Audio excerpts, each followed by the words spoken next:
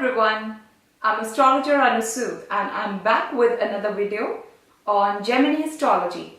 For all those who missed my first video, you got to watch it first if you got to know the basics about Gemini astrology. And today I'm going to talk about the aspects of signs and let's get started.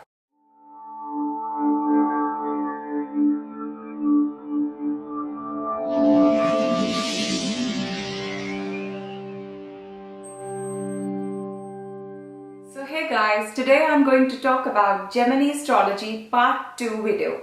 If you have not watched my part 1 in which I talked about Karakas, you can watch it again.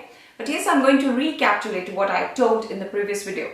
I told about 7 Karakas in Gemini astrology. What is Karaka?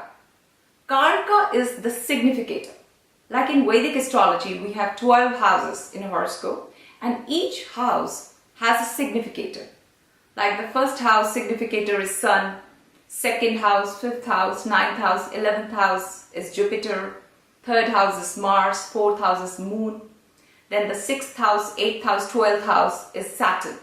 So likewise, and the 7th house for men it's Venus and for women it's Jupiter. So these are the Karakas. But in Gemini astrology, the approach is entirely different. So there are 7 Karakas in Gemini astrology, which I explained in detail, and that is the highest degree planet is the Atma Karaka, which signifies yourself, your body, or your personality, and your interests. The second highest degree planet is denoted by the Amate Karaka. The third, Bhatra Karaka, fourth, Matra Karaka for mother. Then comes Putra Karaka, the planet with the 5th highest degree, tells you about your children. And then the Ghatri Karaka, that tells you about the diseases, the mishappenings that are going to come in your life. So that is the planet with the 6th highest degree. And the planet with the 7th highest degree is the Dara Karaka. That usually tells you about your life partner. So this was what I had discussed in the first video. But I recapitulated it just in case you just forgot what I told, and you can learn better if you are aware with all these things. So let's get started with the things that I'm going to talk about in this video. I'm going to talk about aspects. Now in Vedic astrology, we have seen that planets have aspects. Like Saturn has aspect, the 3rd aspect, 7th aspect, 10th aspect. So it's going to influence those houses, it aspects. And like Mars, it has the 4th aspect, 7th aspect, 8th aspect. So in Vedic astrology, planets have aspects. But in Gemini astrology, signs have aspects. So we all know that all the signs, all the 12 zodiac signs, they are divided into 3 categories: cardinal, fixed, and mutable. Cardinal signs are 1, 4, 7, and 10. Fixed signs are 2, 5, 8, 11, and the mutable signs are 3, 6, 9, and 12. I hope you are aware of these. So in Gemini astrology, cardinal signs will always aspect fixed signs. Only aspect fixed signs. And the fixed signs will only aspect cardinal signs, but not one next to it. It's a little confusing, but I'll repeat it again. The cardinal signs, that is Aries, Cancer, Libra, and Capricorn, they always aspect the fixed signs, that is Taurus, Leo, Scorpio, and Aquarius, but not one next to it. Okay, same goes with a fixed sign. Fixed signs, they aspect only the cardinal signs, but not one next to it. And the mutable signs, they aspect only each other. That is 3, 6, 9, and 12, they aspect only each other.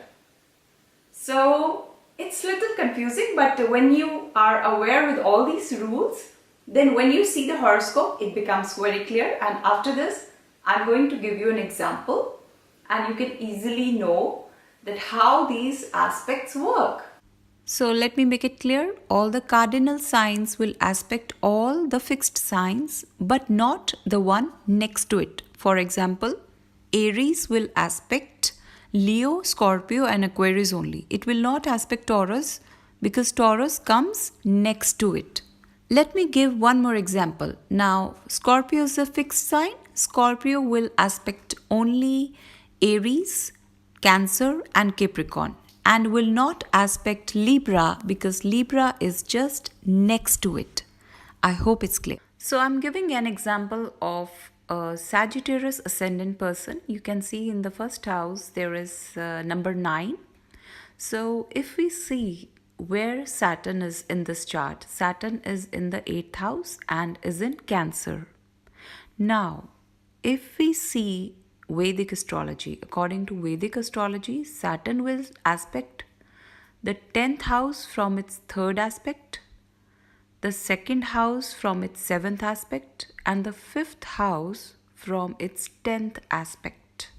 But in Gemini astrology, we are not going to consider planets. We are only consider signs. Now let's see where Saturn is placed in which sign. It is placed in Cancer. Now Cancer is a cardinal sign. As I told in the video that 1, 4, 7 and 10, they are cardinal signs. And cardinal signs aspect only fixed signs. Fixed signs are 2, 5, 8 and 11. That means Saturn will aspect number 8, 11 and number 2. Okay, that is Saturn will not aspect Leo sign, it will aspect Scorpio, it will aspect Aquarius and it will aspect Taurus. So in this way, Saturn will also aspect the 12th house, the 3rd house and the 6th house.